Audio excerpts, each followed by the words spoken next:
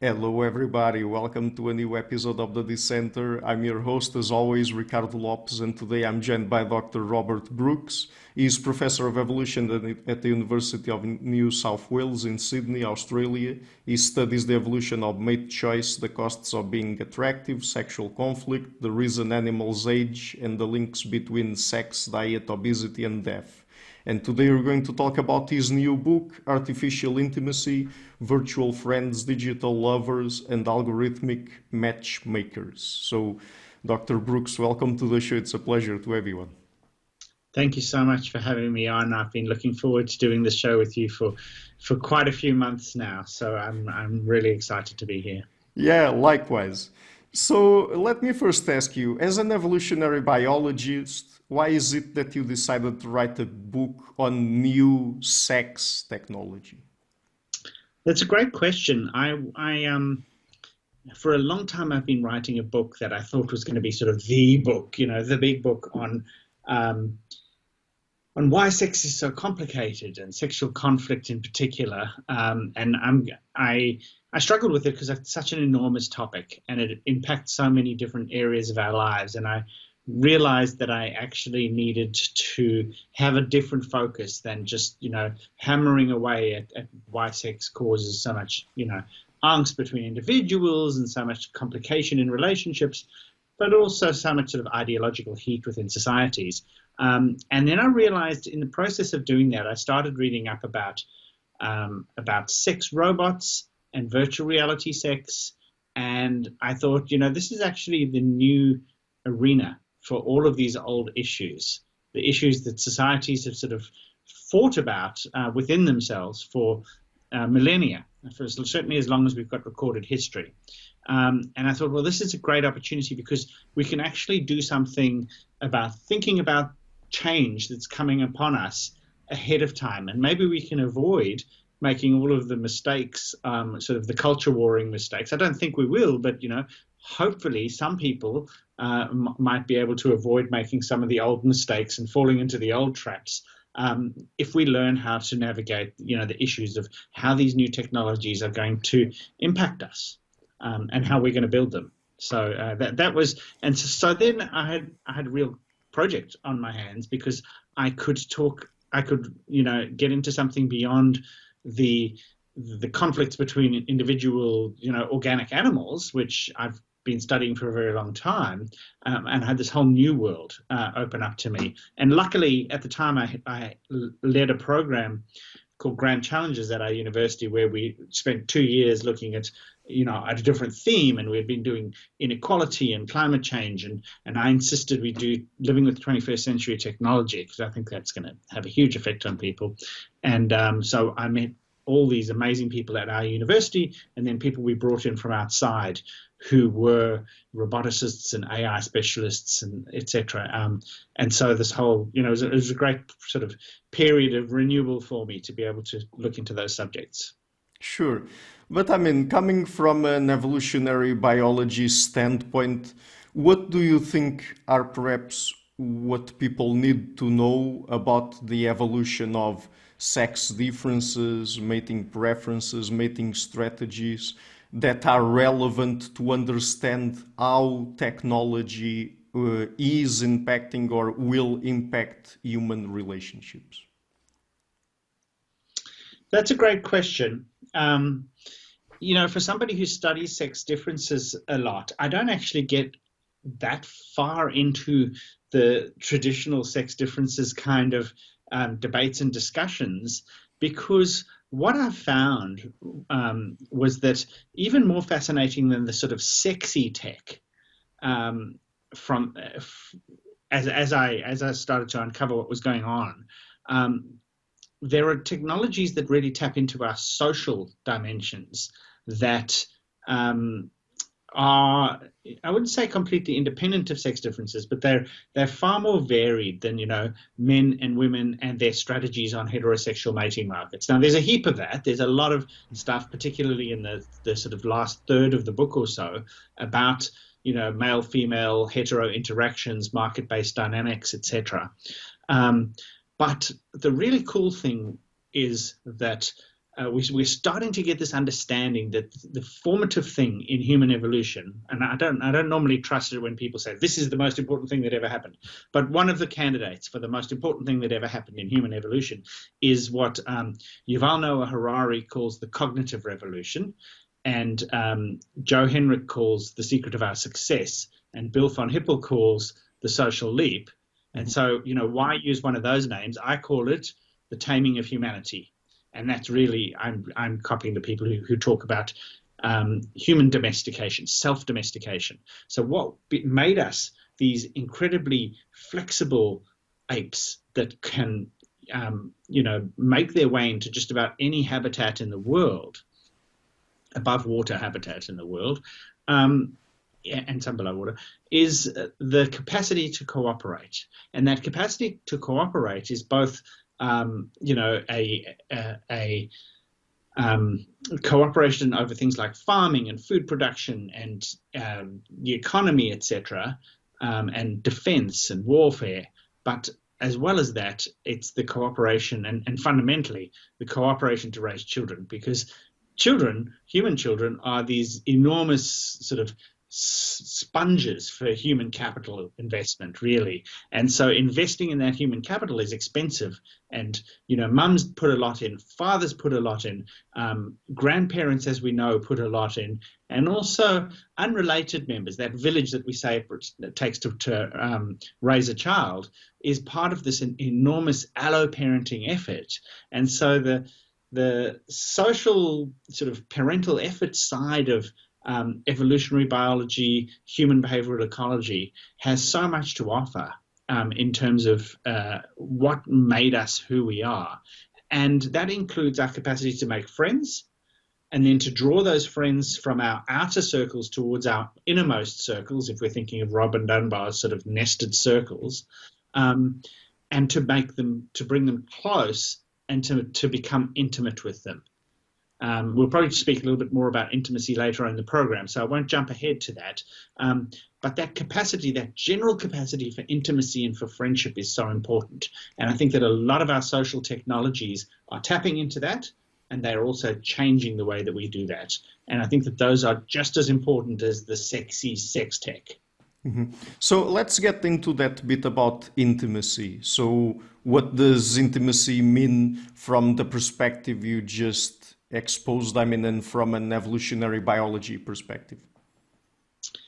That's a good question. Couple of parts there. So the simple definition of intimacy that I'm working with here is intimacy is the integration of another person into your sense of self.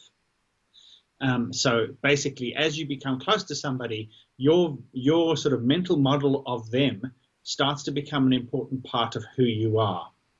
And psychologists have shown that we build this. We build this by, firstly, we make friends by grooming, just the way that apes and, all primates groom each other by picking at, one another's fur, etc. Now, that's kind of deeply rude for strangers in human society, but we groom each other with gossip and with chat. And most of that is, it's news, but it's not of a deeply personal nature. But the closer we get to someone, the tighter our alliance with them, the more we exchange important information that we wouldn't share with just anybody. So this escalating self-disclosure, the tendency to share things with one another back and forth that we wouldn't share with just anybody, is the way in which we build intimacy with another. And that's been really important because, of course, we need allies, we need co-parents, we need people that we can trust. And we build those things algorithmically. Now, many people say, well, there's something that computers will never be able to do. And I'm always on the lookout. That's always a red flag. Computers will never be able to do this. It's like the old arguments, no animal other than humans can do this. And then you'll discover there's an animal that can do it. Computers can mimic the ways in which we make friends. And they can mimic the ways that we become intimate, because those are inherently algorithmic processes. They are stepwise, iterative processes. Now, the computers don't completely substitute for a human being, but what they do is they are learning to tap into the ways in which, the back and forth ways in which we make friends, draw them near, become intimate, build trust. And we've actually known about some of this stuff since the 1960s. Right. So could you explain then what aspects of human psychology exactly do these new technologies explore? And I don't know if you want to give perhaps a few examples of it. Sure. So I guess the building of friendship at the moment, we have technologies, and it might seem a little bit obvious, but it becomes less obvious the harder you look at it. The building of friendship by iterative sort of sharing of gossip and news is really the business of social media.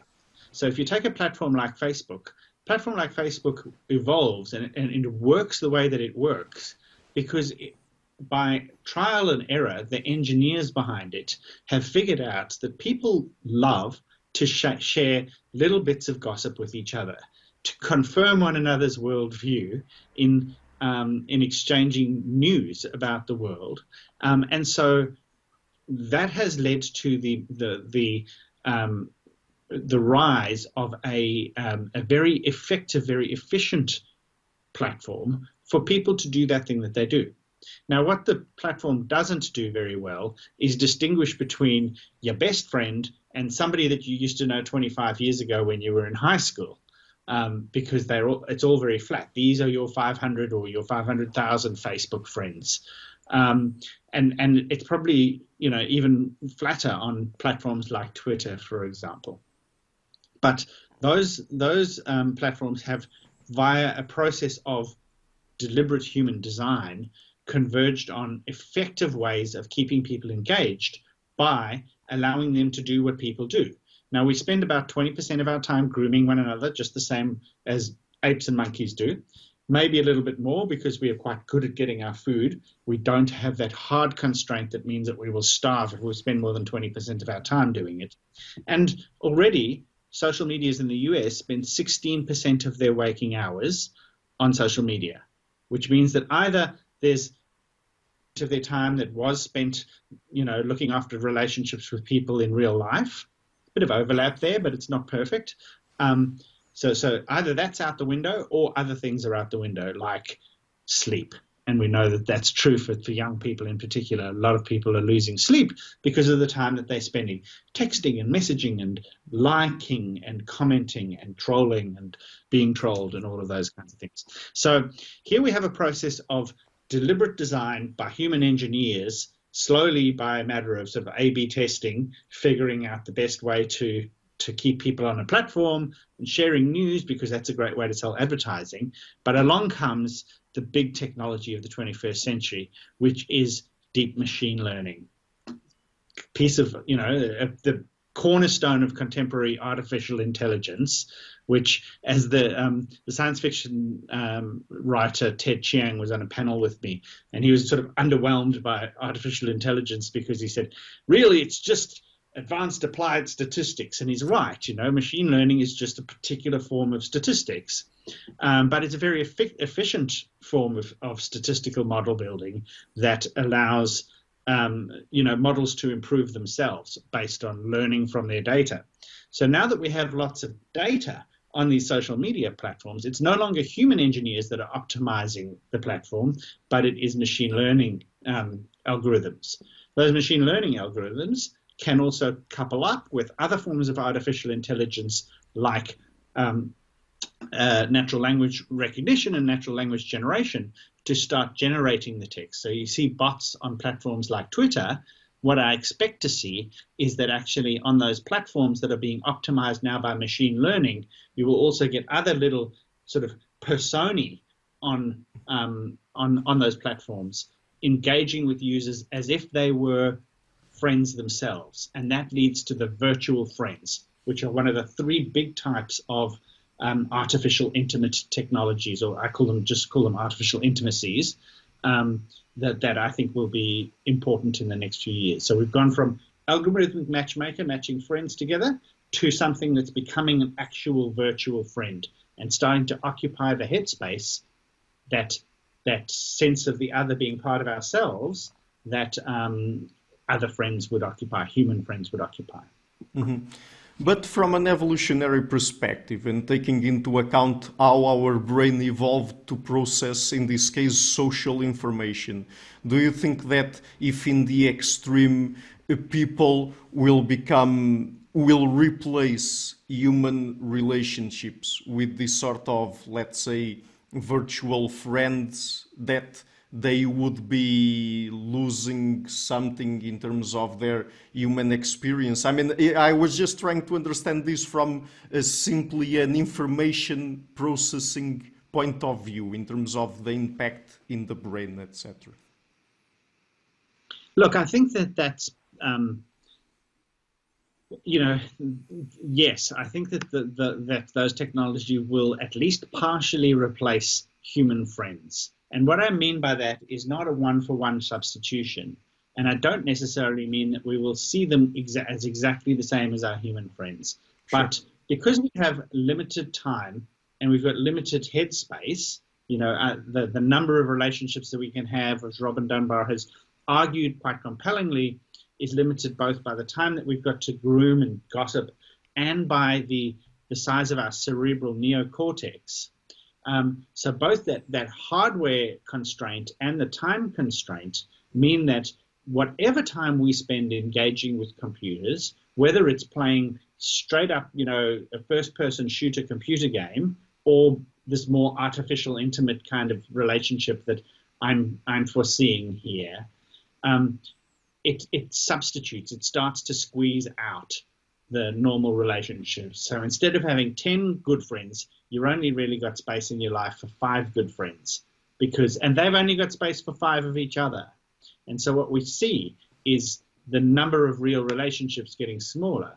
The other thing is just for Facebook, tells me I've got 580 friends, and I couldn't tell you 580 names, but I look through them and I know who each of them are. But many of them are people that I would have organically forgotten, or at least, put into cold storage somewhere in the far outer part of my friendship circles. And Facebook keeps that alive. And so the time that I spend, noticing their post is time that I don't spend interacting with my good close friend, whether it's somebody that lives on another continent or whether it's somebody who lives next door to me. It's still squeezing out the time and the headspace. And so in that respect alone, I think an information processing approach is a good one for you to suggest, because in that respect, people are going to, are already losing out. They're already losing out. They're losing sleep or they're losing relationships. And most people, I think, are losing a bit of both. And there's plenty that they're gaining too. And that's important to not forget. It's really easy to get stuck into the downsides of these tech. But there is plenty that they're gaining as well. Mm-hmm. So, but when it comes specifically to romantic relationships and love, I mean, I don't know if you first want to talk about it from an evolutionary perspective, because I think until now we've been focusing mostly on friendships and human relationships in general. But I mean, do you want to go first from an evolutionary biology perspective into what love and romantic relationships are, and perhaps the aspects that are relevant to understand how then these new pieces of technology exploit these aspects of human psychology? Absolutely, sure. That's a really good angle to take. So, love is another thing. Once people have sort of heard my argument about intimacy, they go, yes, but romantic love. Romantic love, the machines will never be able to do that. And I always go, the machines, when you say the machines are never going to do that, you really mean they're never going to look and move and behave in an indistinguishable way from humans. And that may be true. I doubt that's true too, but that's far off in the future. Long before we ever get to Westworld or Her or Ex Machina, long before then, the machines will tap into part of our life that is there for romantic love, and they will learn to exploit it and use it for advertising. So what is love? People ask me this question. They're very disappointed when I give a seminar and they say, but what about love? You obviously are not a true romantic or anything. I'd say I'm as romantic as the next person. But my view of love, because I'm an evolutionary biologist, is very functional. Love, again, is an algorithm.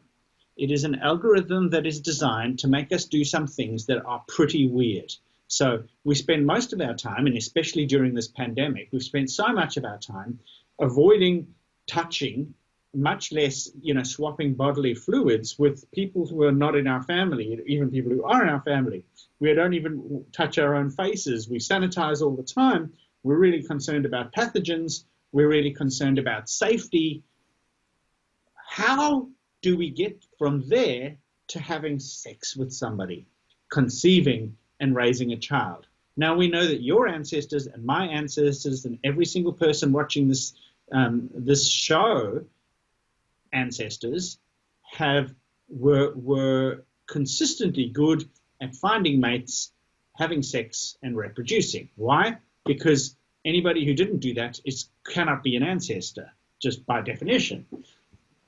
And so, we come from this long, long, long line of very successful matings, and that's, commonly known. But how do you get there when in every generation there are people that never find somebody, never manage to convince them that, having sex at least once would be a good idea, never manage to carry that through to conception or raise a child.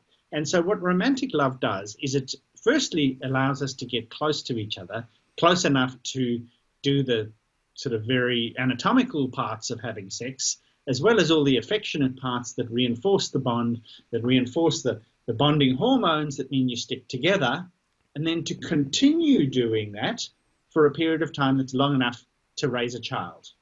And for most of humanity's history, in most societies, most of the time, it's been really good to have two parents. Not everybody's had two parents that are alive, obviously, but it's a real advantage to have two parents. And in fact, many men, whilst men famously can go off and have lots of children with lots of different women, that's not always a very good strategy, because your children may be vulnerable to just being killed by somebody else, and you might never find another mate. So it really pays to commit. Under many circumstances, it really pays to commit and to be there and to be a good parent. And we're back to that question of investment in human capital. You need romantic love to do that. We've all had housemates. We all know that they go off after a while. And we've all had relationships, and we know that two people who've been really into each other can suddenly not be really into each other. But it's remarkable what the various hormones and receptors for those hormones are able to achieve in persuading us to do something that in no other sphere of our life would we do. And so you say, well, machines will never be able to do that. Maybe, certainly not perfectly. But then again, they already are. There already are people. There are people out there, the idolaters and the robosexuals, you can search those terms, are people who love their sex dolls or love their sex robots. Now, you might go, that's not true love because they can't love you back, etc., etc. And that's true. And yet these people do have very, very strong feelings. Those feelings are very, very real to them.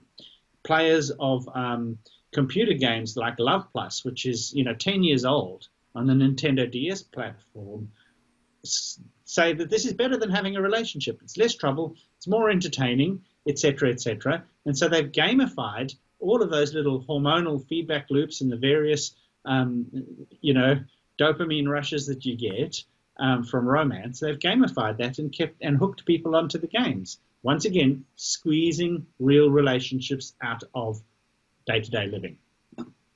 Right. But I mean, what do you worry about here when it comes to the impact of information technology in romantic relationships and love? I mean, do you worry mostly about substitute for real romantic lovers, like, for example, sex robots, or do you think that technologies like dating apps might also have a negative impact? Look, I think that all of the technologies have the potential to have considerable upsides and considerable downsides. Mm-hmm. So to begin with, and there's no one particular technology that I think is better or worse than any other. I think that all of this is going to depend on how it unfolds and how it's how we allow it to unfold. So in terms of upsides, there's a famous quote. The psychologist Sherry Turkle at MIT wrote a famous piece about 2 or 3 years ago in the New York Times. It said there'll never be an age of artificial intimacy. Robots might be better than nothing, but they still won't be enough. And the important point that she misses, and a lot of people miss, is that robots or virtual reality or just app-based friends might not be the full nourishing meal. They certainly currently aren't and won't be for a very long time. But for a lot of people, the alternative is nothing at all. There's this huge epidemic of loneliness.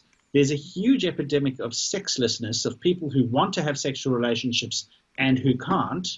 And there's a huge epidemic of mental health sort of shortfall, of people who can't access the therapy that they need. So there are 3 very human roles, lover, friend, and therapist, that can be filled at least partially by machines and can be improved by technologies like machine learning to be better at delivering those things. And so in a world of scarcity, who are we to say that we shouldn't develop these technologies and give people access to these technologies if they're done in a humane way and they're done in a way that actually at least has the interests of the users somewhat at heart and the incentive structures preserved in a good way.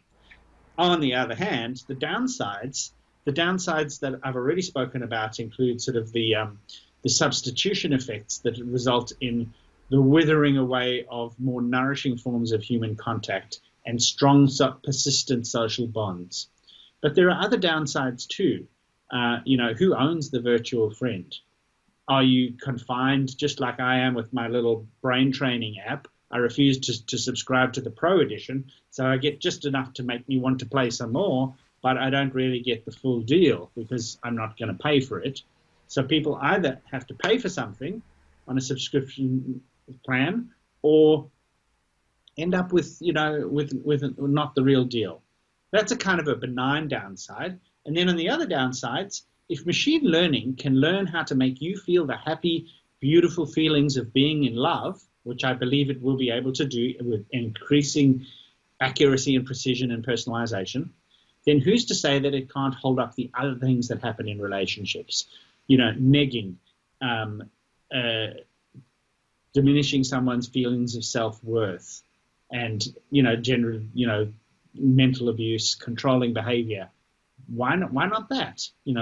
And why not scamming people out of their money? We know that people do that. Humans do that to each other already, tapping into, faking and mimicking the process of falling in love and becoming a friend, etc. So who's to say that machines aren't going to be amazing at doing exactly these same things? So there are downsides all along the path, and there are some considerable upsides as well. Mm-hmm. Do you think that having access to, for example, online porn can alter people's mating strategies or any other sort of sex technology? Yes. I mean, I think that the simple answer is yes. I think that the more complicated answer is we don't really know enough about how yet. Mm-hmm. And I'd love to see the governments, especially the government of Australia, where I live, devoting a lot of research dollars to these questions, because I'd like to be doing the research and I'd like to be well supported. It's going to take a lot of maturity. Okay.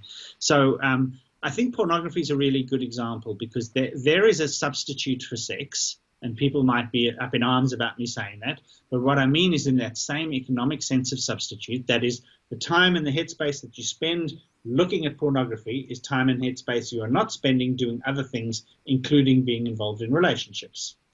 And, in the 80s, when, Hustler magazine was at its peak and the VCR was just starting to allow pornographic films to be, viewed in the comfort and privacy of one's own home, there was a huge uproar about pornography, a huge moral panic about pornography, particularly in the United States, or at least it's really well documented in the United States. There was Jerry Falwell and the moral majority on the right who were saying that this would ruin families.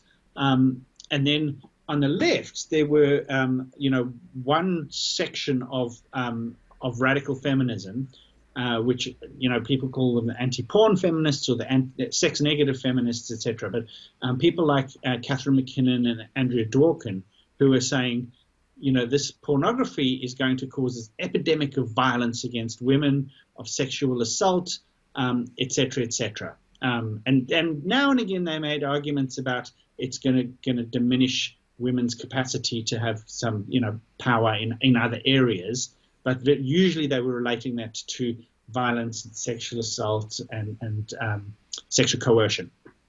What do we see? We've been around now for this is 40 years ago that this happened. The same talking points come out both from the right and from the left about pornography. It's obviously got hugely more intense because of internet pornography. And what the big meta-analyses show is that even though there are lots and lots of anecdotes of men who watch too much porn being, terrible men and being sexually coercive and violent, etc., wherever it has been studied at a sort of more macro level, there is either no evidence that sexual assault and sexual coercion have increased with the spread of pornography, or there is evidence that they have in fact decreased. So I wouldn't say, porn is a prescription for, improving societies, because porn, like everything else, like the kinds of technologies I've spoken about artificial intimacy, has some salutary effects, some healthy effects when the right porn's viewed in the right way, etc., and some considerable negative effects. But it's certainly not the cataclysm, the simplistic kind of cause and effect type of relationship that was predicted on the left. The right was actually a little bit more correct in that they said that it was caused the demise of families.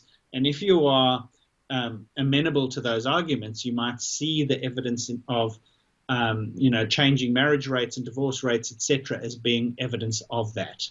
However, I think a more mature analysis of this phenomenon is basically that pornography and the spread of pornography is part of a complex of, a move towards a more relaxed attitude towards sex and sexuality that started with, access to free and safe abortion and contraception, reliable contraception, and, gains that women have made in the workplace, and a reduction in censorship at all levels, etc. And pornography is part of that maturing of society. And all of those things deliver a great deal of good, but in complicated ways. And what I've said in this book is that, if you think that porn and the sexual revolution were upheavals, then wait until the machines start getting involved and have a look at what's going to happen there. Because I think that it's going to make it look like a picnic. So about that last point and the sex revolution and changing gender roles, etc., do you think that new technology can yet again change those gender roles, how the genders relate to one another, etc., particularly in any sort of negative way? I don't think that. I think that it would be a very brave person who would say no to that, really, because whenever technology has influenced the lives that people live, the social lives that people live, anything from the ways in which women and men make their livings, and individuals generally make their livings, through to the chances of conceiving from sex. Any technology like that has had enormous effects on societies and on gender roles within those societies. Mm-hmm. Whether it was the plow and intensive agriculture, we've talked about, there's some great examples of technologies like oil and mining, etc. The contraceptive pill internet pornography, all of those things have already had such huge effects. The thing is that we're in the midst of huge change that's already detectable. I think that that what we mean when we talk about gender roles has gone from, women and men and how they relate to each other in a heterosexual context to being even more complexly wound with questions of gender identity and, on top of that, sexuality in ways that are really quite fast moving and quite complex. And I think that anything I say right now will probably be out of date by the time you've edited it and put it online, because there's this enormous sort of, I think, freeing up of the constraints of gender roles and of sort of heteronormativity, I suppose, that is resulting in this sort of fluorescence of different expressions of gender and of gender identity, or at least the visibility of it. I'm not saying it's necessarily causing it, but it's certainly becoming a hell of a lot more visible. What do I mean? I guess I know that a lot of your viewers will be very, tuned to the arguments from evolutionary psychology about sex differences. And I've, for a long time, been very much of the view that, sex differences are highly evolved. They're contingent. They depend on the ways in which women and men can relate to each other because of the way the economy works, because of the way that you bring food in, et cetera, et cetera. But I did think that they would always be sort of ever distinguishable in quite crisp ways. And I always looked with some skepticism at the notion that, whenever people brought out some obscure society in which there was some radically different kind of gender order, and I'd be like, yeah, I have to go and read the primary source on that and see if what they're saying is true here.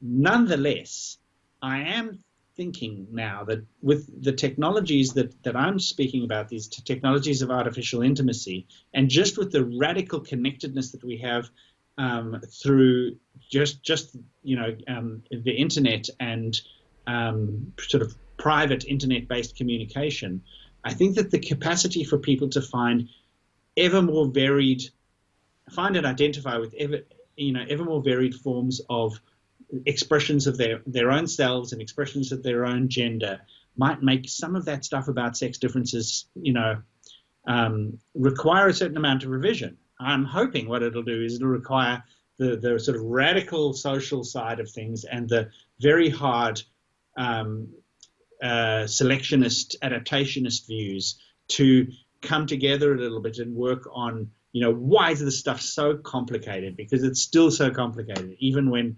we think we know, we have intuitions, and we have very strong intuitions about, how people are and how they behave. I think that the complexity is going to get even more extreme. Mm-hmm.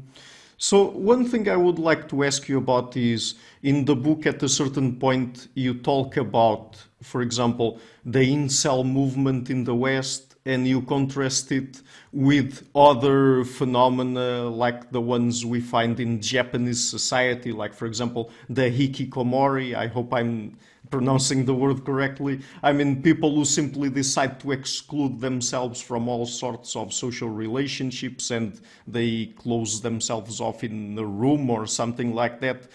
And you talk about that, as I said, because they basically, these hikikomori do not become incels. So, I mean, how do you look at the sort of role culture might play in how people deal with these new technologies, and I mean the kind of reactions they have to that, and the possible social and political impact in different cultures? Big question, lots of moving parts there. So let me see. So the first, I might just, do you mind if I just check something up in the book? I just want to... Sure, of course. Right. The incels, for the benefits of anyone who hasn't heard of incels yet, Incel is the portmanteau of involuntary and celibate. So basically, it's people who would like to be in a sexual relationship and aren't and can't for whatever reason. And it's largely been co-opted by men in the West, young men who kind of know that they're unattractive to women. They really want to be sexually active. They want to be heterosexually active in the case of the incel movement. And they're very, very active online. And their online forums, both, people sort of go through a journey of trying to improve themselves, trying to improve their prospects as a mate by, potentially working out or working on their game in the pickup artistry sense of the word, etc. And a lot of men get very disaffected by that because they realize that doesn't work.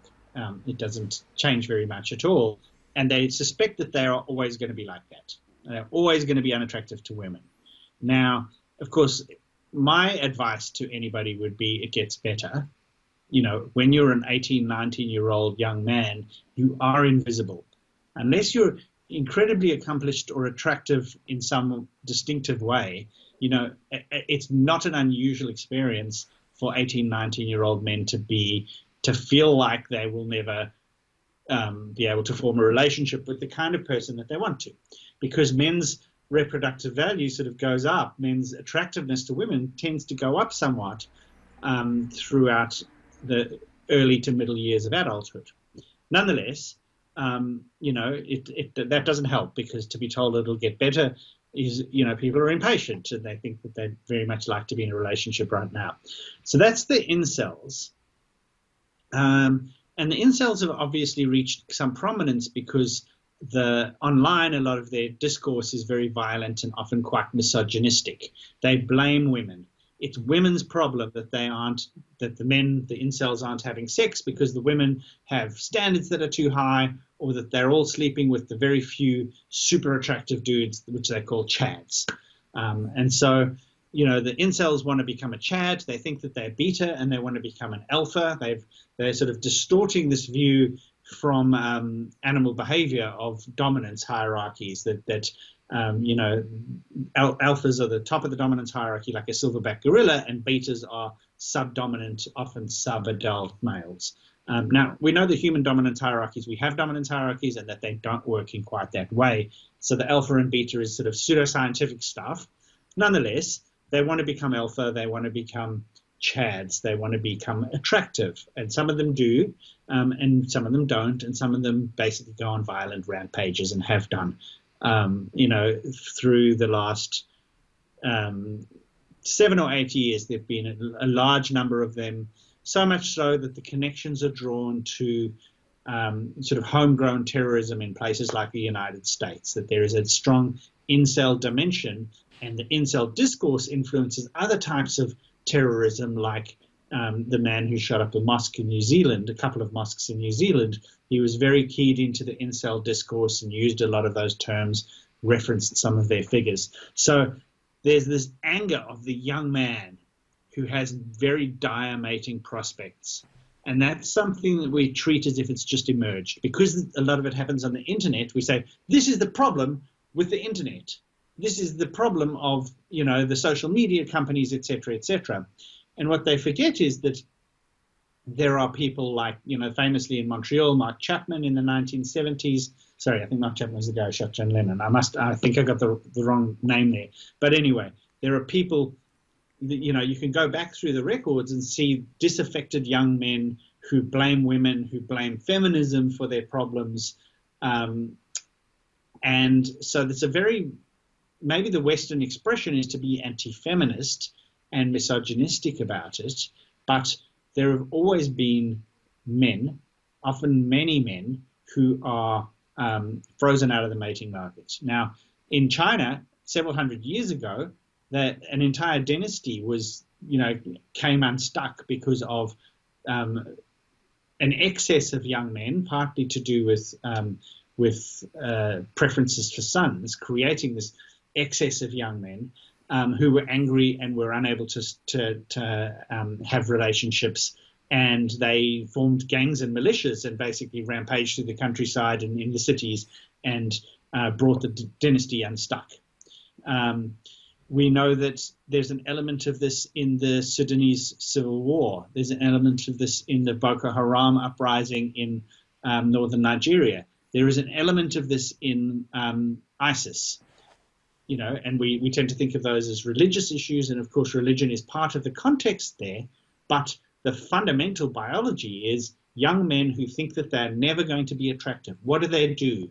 Well, evolutionary psychology says that, they have a term. Martin Daly and Margot Wilson called it the young male syndrome. Young men with very poor mating prospects will take inordinate chances, will take enormous risks, and will discount their future in order to have a chance of climbing in status and respect, and thereby becoming dominant over other men and hopefully thereby attractive to women. It's the basis of gang life and of militia life everywhere. Certainly up until the middle of the 20th century, a lot of men would perish in warfare, and so there was less of the numbers game fueling this kind of thing, because that angry impulse, that desire to make something of yourself, was often tapped into by armies, etc. In whichever society. But different societies have got different cultural ways of handling it. They've also got different cultural ways of dealing with, whose problem is it if you're not getting laid? And so to return to where you started your question, which is in Japan. Now, in Japan, the hikikomori are acutely socially withdrawn people. So, it looks to me a lot like what we would maybe call depression. I'm not saying it is, and I'm no clinician, so I can't.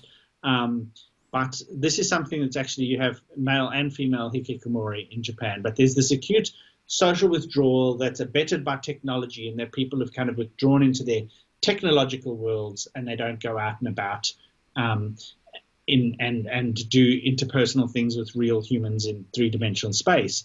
Now, that may be that, Japan's certainly further down the track in embracing technologies, including the technologies of artificial intimacy, than other countries are.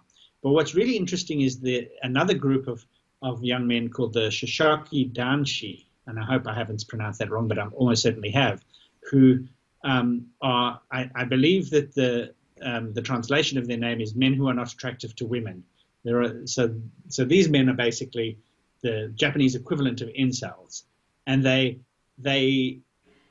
some of their rhetoric is a little bit disturbing, but their main thing that they do in terms of taking action is protest against Valentine's Day, because they believe that this sort of Hallmark card, chocolate-driven falseness surrounding Valentine's Day is everything that's wrong with romance, and if only we could get rid of that, then perhaps things would be a little bit fairer. Sorry, and I think I've even got that wrong about the Shoshoku Danshi. But in Japan also there are there are a lot of people who've just decided that relationships are too much effort, and that they'd rather video game, and especially because a lot of video games involve very highly gamified forms of romance. So people go, well, if people disappear into their video games, they'll all become violent incels. Well, maybe they will, but maybe they won't. Maybe the context in which people are operating will sort of go more down the Japanese kind of route in terms of what's socially acceptable, and whether or not withdrawal from maybe less overt enthusiasm about sex in all aspects of culture might turn out to be a good thing.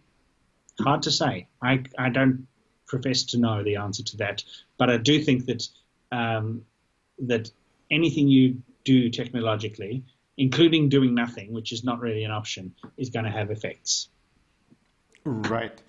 So I would like to ask you, at a certain point in the book, you say that you think lowering the price of sex is good. In what ways does artificial intimacy technologies might help with that? Okay, so what I mean when I say lowering the price of sex is that sex is we exchange sex. We don't simply have sex with somebody without any expectation of anything else. So some people do, but it's not common.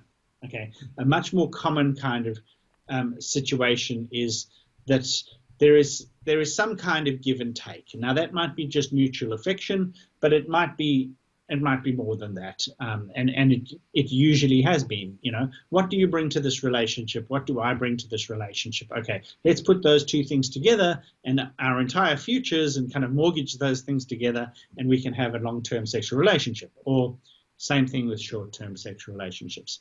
Now, for various reasons that I would love to explain at length, because I don't really want to get into huge amounts of trouble here, but nonetheless, you'll have to read the book because the argument is a little more nuanced than I'm going to put it. But for various reasons, there tend to be more men on the mating market looking for women than there are women looking for men.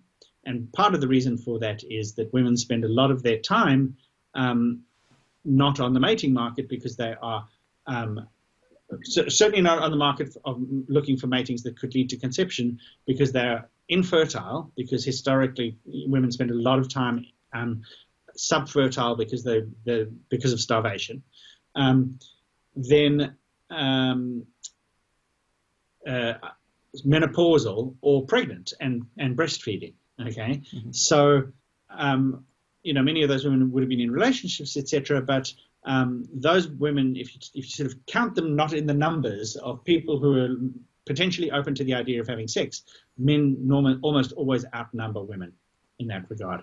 And so another way of looking at that is that that time that women spend and the energy that they spend involved in all of those really important parts of reproduction is itself a resource. And men have to compete for that resource because they don't necessarily bring all that much. They don't have to bring that much. And so women are in a better position to negotiate. And so women can negotiate a better outcome. So when men outnumber women, then women are able to drive a harder bargain because there's more suitors competing for them, etc., etc. And so having lots and lots of men available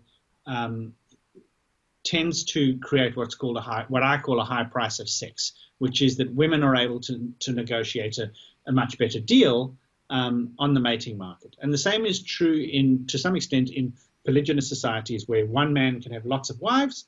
Then what happens? Then you've got an imbalance again, because lots of women are in that man's kind of family, or in the case of ancient rulers, harem. So you again have a surplus of men. And so again, you have a high price of sex. And one other thing that can do that fairly reliably is high income inequality. Where there are large differences between wealthy and poor, you get a sort of a de facto kind of polygyny of, the richest men having more wives, girlfriends, women, mistresses, etc. And as a result of that, the poorest men are kind of frozen out of the mating market. Now, all of those things cause the young male syndrome, the incel syndrome, to be amplified, and therefore you see increases in within society violence, between society violence, whenever those kinds of things happen. So, historically we've regulated that by saying, you can only have one wife, you have to have monogamous marriage, etc., etc. Now, for various reasons, that also has its downsides, and societies have tended to relax that, and that's one of the things the incels are upset about.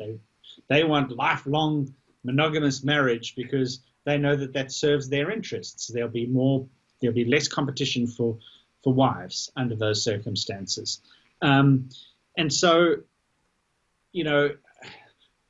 it's simplistic to say that a high price of sex is bad and a low price is good, or the other way around. But what I tend to think is that if in doubt, we should hope for a society where the price of sex is relatively low, as long as women are able to access, proper employment and welfare and all of the tools of the state, etc., in order to have support, in order to make sure that they don't basically have to trade their sexuality and their reproductive future for a chance at social mobility or at least social status. So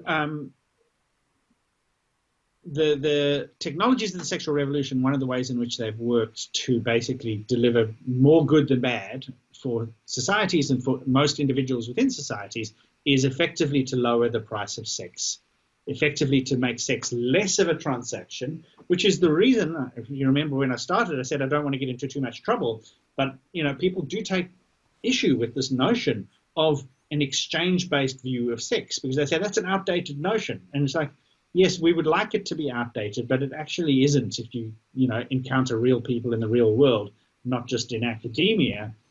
So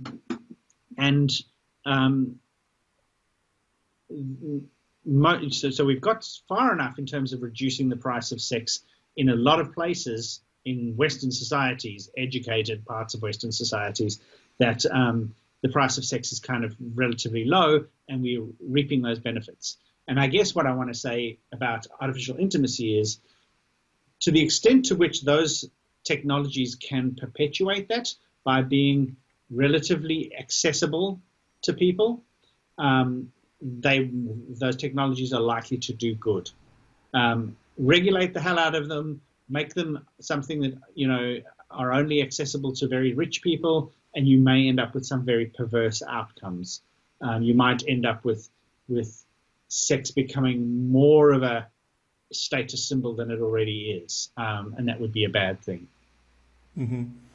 Okay, so I think this is a good point to end on also, because we've already sort of explored some of the pluses and minuses of these kinds of sex technologies and went through some of the major topics of the book. And of course, I don't want to spoil it completely in the interview. So again, the book is Artificial Intimacy, Virtual Friends, Digital Lovers, and Algorithmic Matchmakers. I will be leaving a link to it in the description box of the interview. Dr. Brooks, would you like to mention any places on the internet where people can find your work? Sure. I think most of my writing is available at, or at least accessible at, robbrooks.net, which is my website. And, on social media, I tweet very actively at Brooks_Rob. So those are good places to see what's coming out. Some of these ideas that we've talked about, I'll be developing in essays over the coming weeks. But I'd really love to hear from people what they think of the arguments. And just to see how the interview goes. I'm really, really delighted to be on the Dissenter. Okay, thank you so much, and thank you for taking the time to come on the show. Much appreciated, Ricardo. Keep up the great work. Hi guys, thank you for watching the interview until the end. If you like what I'm doing, please consider supporting the show. It's thanks to people like you that it keeps running. I will leave links in the description box to Patreon and PayPal. Any amount, even just $1 per month, would already be a great help. Otherwise, and if you like what I'm doing, please share the interview, leave a like, and hit the subscription button. This show is brought to you by Enlights, learning and development done differently. Check their website at enlights.com. I would also like to give a huge thank you to my main patrons and PayPal supporters: Karen Litska, Anne Blanchett, Parerga Larsen, Lau Guerrero, Francis Ford, Ernst Frederick Sunder, Ricardo Vladimiro, Craig Healy, Adam Kessel, Olaf Alex, Jonathan Wiesel, Jacob Klinkby, Matthew Whittingburg, Arnold Wolf, Tim Hollacy, Enrique Alenia, John Connors, Paulina Barron, Philip Force Connolly, Jerry Mueller, Herbert Gintis, Rutger Vos, Bo Weingard, Rebecca Newberger Goldstein, Dan Demetrio, Robert Windiger, Rui Inácio, Arthur Coe, Zup, Marco Neves, Colin Holbrook, Susan Pinker, Bernardo Seixas, Pablo Santurbano, Simon Colombo, Jorge Espinha, Phil Kavanagh, Corey Clark, Mark Blythe, Roberto Inguanzo, Michael Stormir, Eric Neumann, Samuel Andreff, Tiago Nunes, Bernard Ugni, Alexander Dunbauer, Fergal Cusson, Evan Bodrenko, Al Herzog, Don Ross, Jonathan Librand, Oslan Bullitt, Nathan Nguyen, Stanton T, Samuel Correa, Eric Hines, Mark Smith, J.W., João Eira, Tom Hummel, David Sloan Wilson, Yacila Des Araújo, Eden Solon, Romain Roach, Dmitry Grigoriev, Diego Londoño Correa, Tom Roth, Yannick Punter, Adana Rusmani, Charlotte Bliss, Nicole Barbaro, Adam Hunt, Pavel Ostazewski, Nelek Bach, Catherine and Patrick Tobin, Al Ortiz, Guy Madison, Gary G. Hellman, João Linhares, Lida Cosmidi, Sam Afzal, Adrian Yegi, Nick Golden, Paulo Tolentino, João Barbosa, Jules Price, Edward Hall, Edin Bronner, Franca Bortolotti, Gabriel Pons Cortez, Ursula Litzke. My producers, Isar Webb, Jim Frank, Lucas Staffini, Kian Gilligan, Luís Caetano, Tom Vanagdam, Curtis Dixon, João Linhares, Benedict Mueller, Vega Guidi, Sardas France, and Thomas Trumbull, and my executive producers, Michel Rugieski, Rosie, James Pratt, Matthew Lavender, Sergio Quadriano, and Bogdan Kanivets. Thank you for all.